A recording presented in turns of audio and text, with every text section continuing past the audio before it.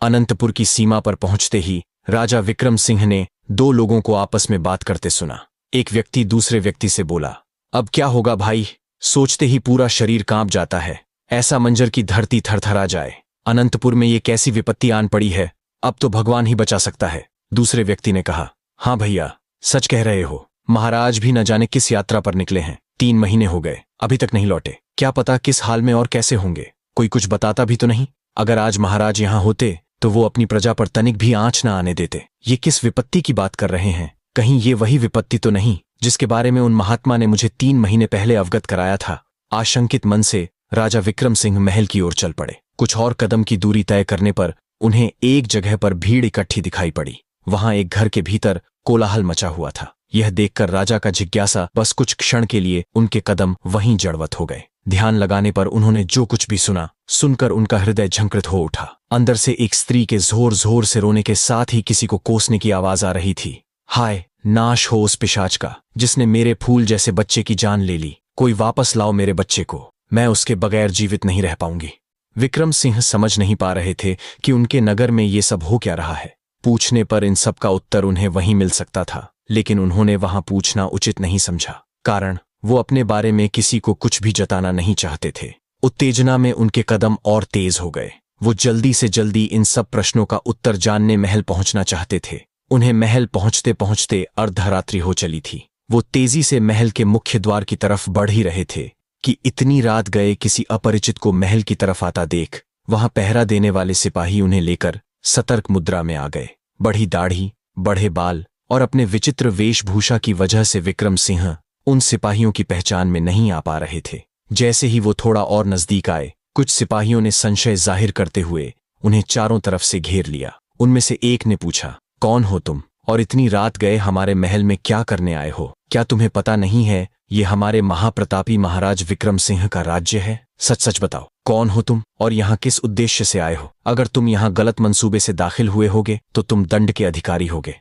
उस सिपाही के पूछे गए प्रश्नों का कोई उत्तर विक्रम सिंह देते कि उससे पहले ही उनमें से एक सिपाही ने उन्हें पहचानते हुए आश्चर्य में भरकर कहा, अरे ये तो अपने महाराज हैं। उसके बोलते ही सारे सिपाही उत्सुकता में भरकर विक्रम सिंह की ओर ध्यान से देखने लगे। सच्चाई जानते ही वो लोग अपने ही महाराज को न पहचान पाने और उनके साथ अभद्र सुलूक करने के लिए उनसे दया याचना करने लगे। आपको पहचानने में बड़ी भूल हो गई हमसे, हमारे इस अपराध को क्षमा कर दीजिए। विक्रम सिंह बोले, इसमें क्षमा मांगने जैसी कोई बात नहीं।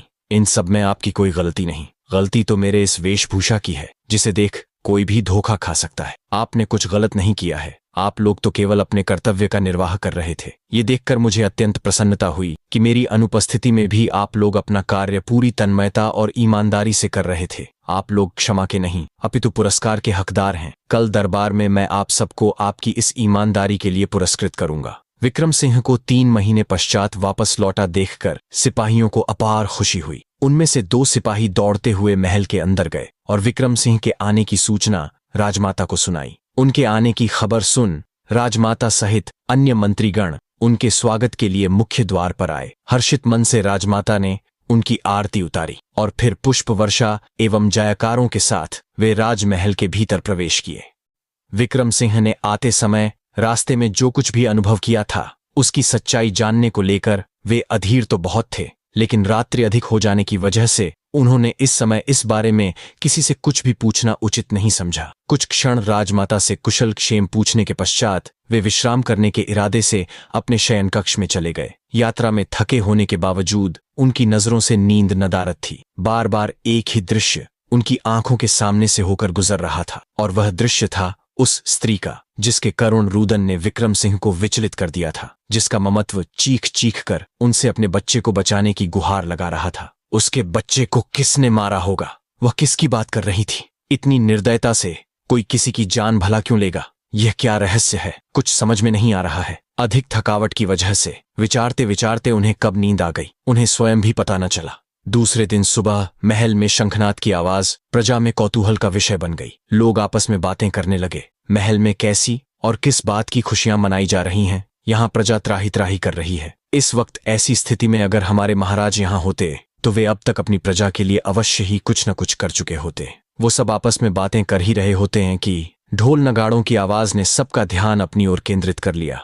ढोल नगाड़ों की आवाज के साथ यह उद्घोष प्रजा की उत्सुकता को और बढ़ा रहा था। उद्घोष में महाराज के वापस लौटने का समाचार निश्चय ही प्रजा के लिए हर्ष का विषय था। इतने महीने पश्चात विक्रम सिंह के अपने नगर लौटने की खुशी में आज संध्या बेला पर राजमाता की ओर से सारे अनंतपुर वासियों के लिए महल में भोजन पर आमंत्रित होने की घोषणा करवाई। संध्या बेला पर अनंतपुर की सारी प्रजा महल के खुले मैदान में एकत्र होकर राजा विक्रम सिंह का अभिवादन करने और उनका संबोधन सुनने को आतुर हो रही थी। महाराज के लौटने की खुशी उनके मुखमंडल पर साफ तौर पर झलक रही थी। जैसे ही उनके समक्ष विक्रम सिंह का आगमन हुआ, उनके जयकारों के उद्घोष से पूरा मैदान गूंजायमान हो उठा। सब उत्सुकता थे विक्रम सिंह की बात सुनने के लिए। तभी विक्रम सिंह ने कहना आरंभ किए, मेरे अनंतपुर के प्यारे वासियों, आप सबको ज्ञात होगा कि मैं पिछले 3 मास से अपने नगर, अपने महल से दूर रहा। मैं जानता हूं कि आपको जिज्ञासा हो रही होगी यह जानने की कि इतने मास में किन कारणों से, कहां और किस परिस्थिति में रहा। उचित समय आने पर आपको सब ज्ञात हो जाएगा। आप सबसे विनम्र निवेदन है कि आप मुझे इसके लिए गलत न समझें। केवल इतना समझ लीजिए कि मैं स्वयं की इच्छा से आप सबसे दूर नहीं गया था, अपितु कुछ प्रमुख कारणों से मेरा यहाँ से जाना नितांत आवश्यक हो गया था, और यह हमारे अनंतपुर की भलाई के लिए ही था। इसी के साथ आप लोगों के लिए सुखद समाचार यह है कि मैं जिस उद्देश्य की पूर्ति हेतु यहाँ से गया था, वह कार्य सफलतापूर्वक पूर्ण हुआ, जिसके लिए मैं आप सभी का तहे दिल से आभार प्रकट करता हूँ। यहाँ आने पर मुझे ज्ञात हुआ कि मेरी अनुपस्थिति में आप सबको किन किन विपत्तियों का सामना करना पड़ा। अभी तक अनंतपुर में जो भी घटित हुआ वह निश्चय ही हृदय को पीड़ा पहुंचाने वाला है, परंतु शांति इस बात की है कि विपत्ति की इस घड़ी में भी आप सब ने अपने साहस का परिचय देते हुए निराशा को अपने समीप भी फटकने नहीं दिया और बिना विचलित हुए इस विपत्ति का सामना करते रहे, जो निश्चय ही सराहनीय है। मेरी अनुपस्थिति में जो कुछ भी यहाँ हुआ उसका मुझे अत्यंत खेद है, परंतु अब आपको यह सब और सहन नहीं करना पड़ेगा। आज मैं आप सबके समक्ष यह प्रण लेता हूं कि चाहे इसके लिए मुझे अपने प्राणों को ही दांव पर क्यों न लगाना पड़े, मैं लगा दूंगा, परंतु आप सबको इस विपत्ति से निजात दिलाकर ही रहूंगा। इसी के साथ एक बार फिर से विक्रम सिंह के जयकारों से पूरा मैदान गूंज उठता है। महाराज विक्रम सिंह की जय हो। महाराज की थाल जैसे ही सजाकर प्रस्तुत की गई, उसी क्षण महल के मंत्रीगण और समस्त प्रजा को भी भोजन परोसा गया। राजा विक्रम सिंह ने अपने भोजन का प्रथम निवाला ग्रहण किया और उनके साथ ही सभी लोगों ने भी भोजन करना प्रारंभ किया। सब उस स्वादिष्ट व्यंजन का आनंद ले ही रहे थे कि तभी अचानक धरती हिलने लगी। वातावरण ऐसा प्रतीत होने लगा मानो भूकंप के झटके पूरे महल और नगर को अपनी गिरफ्त में ले रहे हों। कुछ क्षणों को तो ऐसा आभास हुआ कि मानो धरती अब फट पड़ेगी और सबको अपने भीतर समा लेगी। यह विचित्र दृश्य देखकर स्वयं राजा विक्रम सिंह भी आश्चर्यचकित और विस्मित रह गए। उनके मन में अनेक प्रश्न उठने लगे। आखिर यह कैसा कंपन? अचानक पृथ्वी पर ऐसी थरथराहट क्यों? इन्हीं विचारों में डूबे वे परिस्थिति को समझने का प्रयत्न कर ही रहे थे कि तभी उन्होंने अनुभव किया वहां उपस्थित समस्त प्रजा और महलवासी भी इस अनजाने भय से ग्रसित हो चुके हैं। अभी वे इस रहस्य पर कोई मत व्यक्त भी नहीं कर पाए थे कि तभी एक भयानक और विचित्र ठहाके की गूंज ने समूचे वातावरण को हिला डाला। राजा विक्रम सिंह विस्मित रह गए। ये कौन है? कौन इतनी भयावह हंसी हंस रहा है? कहीं यह वही दैत्य तो नहीं जिसने इन दिनों अनंतपुर नगर में उत्पात मचा रखा है, जिसके विषय में आज प्रातःकाल मंत्री शिवराज चौहान ने मुझे अवगत कराया था। वे इस संशय में ही थे कि तभी उनकी दृष्टि लगभग 150 फीट की दूरी पर पड़ी। एक विराटकाय शरीर जो निरंतर ठहाके लगाता हुआ अपने विशाल कदमों से उसी दिशा में बढ़ता चला आ रहा था, और जब वह दैत्य मात्र 50 फीट की दूरी पर आकर अचानक रुक गया तो वहां उपस्थित जनसमूह में अफरा तफरी मच गई। मौत के भय से प्राण बचाने के लिए जो जिधर संभव हुआ उधर भागने लगा। इस भगदड़ के दृश्य को देखकर राजा विक्रम सिंह का हृदय भी क्षण भर को विचलित हुआ, किंतु अगले ही पल अपने कर्तव्य का स्मरण होते ही वे दृढ़ता से अपने स्थान से उठ खड़े हुए। उन्होंने ऊंचे स्वर में पुकारा, रुकिए, आप लोग क्या कर रहे हैं? देखिए, किसी को भयभीत होने की आवश्यकता नहीं है। मैं यहाँ हूँ, आपके साथ हूँ। राजा विक्रम सिंह का दृढ़ स्वर जैसे ही समस्त प्रजा के कानों में पड़ा, वैसे ही लोग जहाँ थे वहीं ठिठक कर रुक गए। विक्रम सिंह ने सबको संबोधित करते हुए कहा, देखिए, आप लोग व्यर्थ में घबराए नहीं। इस तरह की अफरा तफरी किसी समस्या का समाधान नहीं होती। स्मरण रखिए, एक राजा की वास्तविक शक्ति उसकी प्रजा होती है। यदि आप ही विचलित हो उठेंगे तो मुझे संबल और ऊर्जा कैसे प्राप्त होगी? आप अनंतपुर के वासी हैं, वो जो हर कठिन परिस्थिति का सामना साहस और धैर्य से करना जानते हैं। मुझे पूर्ण विश्वास है कि इस विपत्ति की घड़ी में आप सब अपनी एकता का परिचय देते हुए मेरा सहयोग करेंगे। अधिक कुछ नहीं, बस इतनी सी अपेक्षा करता हूं आप सबसे कि शांति बनाए रखें, वैसी ही जैसी अब तक मेरी अनुपस्थिति में बनाए रखी थी। विक्रम सिंह अपने हृदय की बात प्रजा से कह ही रहे थे कि तभी अचानक एक तीव्र चीख ने उनके वचनों को बीच में ही रोक दिया। उनकी दृष्टि तत्काल उसी दिशा में गई जहां उनकी प्रजा में से एक व्यक्ति दैत्य के विशाल हाथों में कैद था। वह असहाय सा खिलौने की भांति छटपटा रहा था और वेदना से भरे स्वर में गुहार लगा रहा था। उसकी पीड़ा भरी चीखों से सारा वातावरण कांप उठा और तभी दैत्य ने भयावह गर्जना के साथ ठहाका लगाया। उसने अपने विकराल मुख को और चौड़ा कर लिया। क्षण भर में ही वह असहाय व्यक्ति उसके जबड़ों में समा गया। इस आकस्मिक दृश्य को देखकर समूचा जनसमूह स्तब्ध रह गया। स्वयं राजा विक्रम सिंह भी आश्चर्य और शोक से भर उठे। वे उसे दैत्य के चंगुल से मुक्त कराने की कोई युक्ति सोच भी पाते, उससे पहले ही वह बेचारा उस भयंकर राक्षस का आहार बन चुका था। उस भयानक दृश्य को देखकर समूचा जनसमूह स्तब्ध रह गया। लोग अपने अपने स्थान पर मूर्तियों की भांति जड़ खड़े थे और उनकी आंखों में एक साथ अपेक्षा और शिकायत झलक रही थी। उस निर्दोष व्यक्ति को निगल जाने के पश्चात दैत्य की हंसी और भी प्रचंड हो उठी। उसकी विकराल गूंज सबके कानों को चीरती हुई वातावरण में गूंजने लगी। राजा विक्रम सिंह का हृदय क्रोध से भर उठा, किंतु जब उनकी दृष्टि उस दैत्य के विराट और विशालकाय शरीर पर पड़ी तो वे क्षण भर के लिए स्वयं को असहाय अनुभव करने लगे। फिर भी अपने सामने अपनी ही प्रजा का एक सदस्य इस तरह मारा जाए और वे चुपचाप खड़े देखते रहे, यह उनकी कायरता कहलाती। मन में यह विचार आते ही उन्होंने दृढ़ निश्चय किया, एक राजा का धर्म है कि वह संकट की घड़ी में प्राणों की परवाह किए बिना अपने कर्तव्य का निर्वाह करे। और अगले ही क्षण बिना विलंब किए वे आगे बढ़े और दैत्य के सामने जा खड़े हुए। गर्जना भरी आवाज में उन्होंने पुकारा, दुष्ट दानव, तुझे शायद भान नहीं है कि तू किस भूमि में आ घुसा है। ये अनंतपुर है, राजा विक्रम सिंह का नगर। क्या तुझे भ्रम है कि तू इस नगर को रौंद कर यहां से जीवित बच निकल पाएगा? इतना कहकर उन्होंने अपनी तलवार म्यान से निकाली और ताबड़तोड़ दैत्य के पैरों पर प्रहार करना शुरू कर दिया। किंतु उनके प्रहारों का कोई प्रभाव दैत्य पर नहीं हो रहा था। वह तो अब भी ठहाकों पर ठहाके लगाए जा रहा था। राजा विक्रम सिंह चकित थे। कुछ देर तक वार सहने के बाद दैत्य ने ठहाका रोककर विक्रम सिंह की ओर दृष्टि डाली और गूंजते स्वर में बोला, तो तुम ही हो यहाँ के राजा। जानकर प्रसन्नता हुई, परंतु अब तुम्हें यह जानकर दुख होगा कि तुम्हारी ये नन्ही सी तलवार मेरे शरीर पर रत्ती भर भी असर नहीं कर सकती। उसकी उपहास भरी गर्जना ने विक्रम सिंह के क्रोध को और प्रचंड कर दिया। उन्होंने अपनी पूरी शक्ति एकत्रित कर दैत्य पर वार किए, परंतु परिणाम यह हुआ कि दैत्य वहीं हंसता खड़ा रहा और राजा विक्रम सिंह की तलवार बीच से टूटकर 2 टुकड़ों में बिखर गई। यह देखकर महल के मंत्रीगण और पूरी प्रजा भय व हैरत से स्तब्ध रह गई। वातावरण में केवल दैत्य की गूंज और टूटती आशाओं की खामोशी बाकी रह गई थी। वह दैत्य जो अब तक निरंतर ठहाकों पर ठहाके लगाता जा रहा था, अचानक अपने चेहरे का भाव बदलता है। क्रोधित दृष्टि से राजा विक्रम सिंह को घूरते हुए बोला, आज तुम्हारा सौभाग्य अच्छा था, इसीलिए तुम मेरे आहार बनने से बच गए, वरना मैं चाहूं तो अभी इसी क्षण तुम्हें खिलौने की भांति उठाकर अपना भोजन बना लूं। किंतु दैत्य होते हुए भी मेरे अपने कुछ उसूल हैं।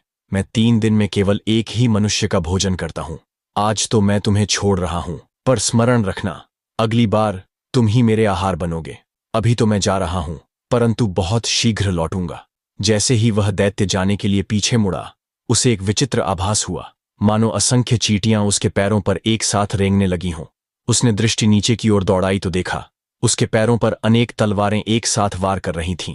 यह देखकर उसकी आंखें फैल गईं और वह व्यंग्यपूर्ण ठहाका लगाकर बोला, तो यह तुम सब हो जो अपने इन नन्हे से खिलौनों से मुझे परास्त करने का प्रयास कर रहे हो? अच्छा, चलो अपनी इच्छा पूरी कर लो, पर क्या तुम्हें वास्तव में लगता है कि इन छोटे छोटे अस्त्रों से मुझे मार पाओगे? व्यर्थ में अपनी शक्ति गंवा रहे हो। जाओ, जाकर थोड़ा विश्राम कर लो। इतनी देर से परिश्रम कर रहे हो, थक गए होंगे। किंतु सैनिकों ने उसकी बातों को अनसुना कर दिया और निरंतर अपने प्रहार करते रहे। उनके साहस को देख दैत्य ने अपनी भौहें तान ली और गरज कर बोला, तो तुम ऐसे नहीं मानोगे, तो अब तुम्हें तुम्हारा असली स्थान दिखाना ही पड़ेगा। अब सहो मेरा प्रहार। इतना कहते ही उसने अपना एक विशाल पैर ऊपर उठाया और ऐसी भीषण ठोकर मारी कि अनेक सैनिक निर्जीव वस्तुओं की भांति हवा में उछलकर बहुत दूर जा गिरे। उसी पैंतरे को उसने अपने दूसरे पैर से भी दोहराया और वहां उपस्थित अन्य सैनिक भी उसी भांति चीत्कार करते हुए धरती पर आ गिरे। उसके इस अप्रत्याशित आघात से असंख्य सैनिक घायल होकर पीड़ा में कराहने लगे। उन्हें तड़पता देख दैत्य फिर से ठाका लगाकर बोला, तो और कोई वीर बचा है? जो भी शेष है आगे आए, अब तुम्हारी बारी है। यह कहते हुए उसने अपने हाथों से संकेत कर सीधे मंत्रीगणों की ओर इशारा किया। उस दैत्य के प्रहारों की शक्ति इतनी प्रचंड थी कि कोई भी सैनिक पुनः उसके समीप जाने का साहस नहीं कर पा रहा था। परंतु उसकी निरंतर ललकार को सुनकर मंत्रीगण शांत भी कैसे रहते। वे तलवारें हवा में लहराते हुए उसकी ओर बढ़ने ही वाले थे कि तभी राजा विक्रम सिंह ने उन्हें रोक लिया। राजा की आंखों में प्रज्वलित क्रोध स्पष्ट था।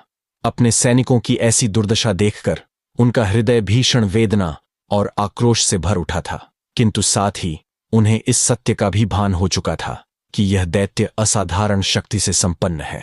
वे नहीं चाहते थे कि अब कोई और मंत्री अथवा सैनिक उसके निर्दयी प्रहार का शिकार बने।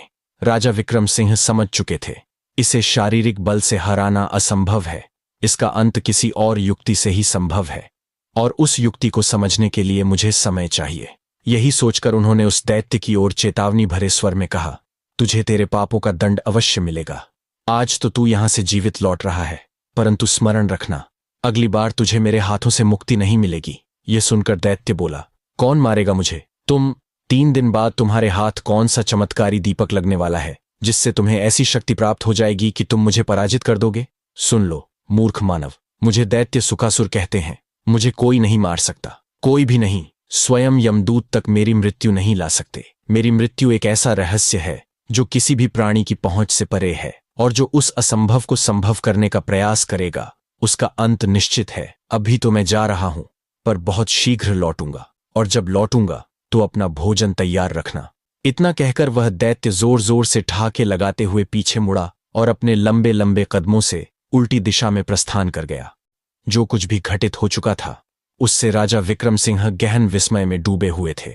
उन्हें यह समझ ही नहीं आ रहा था कि आखिर उस दैत्य ने किस रहस्य का उल्लेख किया था और उसकी वास्तविक मंशा क्या थी। क्यों वह अनंतपुर की प्रजा को अपना भोजन बना रहा था? क्या यह केवल उसकी भूख का परिणाम था, या इसके पीछे कोई और गुप्त कारण छिपा हुआ था? कारण चाहे जो भी रहा हो, पर इतना निश्चित था कि ऐसा चलता रहा तो एक दिन वह दैत्य पूरे अनंतपुर का संहार कर देगा। आज की घटना ने तो उसके मनोबल और अहंकार को और भी प्रचंड कर दिया था। रात्रि का दूसरा पहर समाप्ति की ओर था, परंतु राजा विक्रम सिंह की आंखों में नींद का नामोनिशान तक न था। वे रात भर इसी विचार मंथन में डूबे रहे। कैसे छुटकारा मिले इस दैत्य से? कैसे बचाऊं अपने अनंतपुर को उसकी आक्रामकता और भयावहता से? अगले दिन दोपहर का समय था। राजा विक्रम सिंह अपने मंत्रीगणों के साथ कल हुई घटनाओं पर गंभीर विमर्श कर रहे थे और उसके समाधान के उपाय खोज रहे थे। इसी बीच एक दूत शीघ्र गति से भीतर आया और झुककर निवेदन किया, महाराज, बाहर मुनिवर ज्ञानार्मण जी पधारे हैं। यह समाचार सुनते ही विक्रम सिंह के चेहरे पर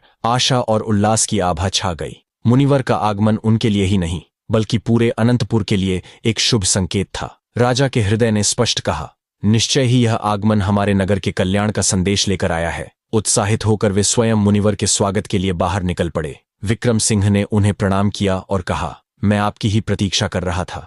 अहो भाग्य हमारा, जो आपके चरण स्पर्श का सौभाग्य हमें पुनः प्राप्त हुआ। राजा ने ससम्मान उनका स्वागत किया और उन्हें भीतर लेकर आए, सुव्यवस्थित आसन पर बैठने का आग्रह किया और तत्पश्चात स्वयं भी आसन ग्रहण किया। महात्मा ज्ञानार्मण विक्रम सिंह के मुखमंडल पर चिंता की रेखाएं स्पष्ट देख पा रहे थे। वे सहज ही समझ गए कि अनंतपुर की सुरक्षा को लेकर राजा के मन में गहन द्वंद्व चल रहा है।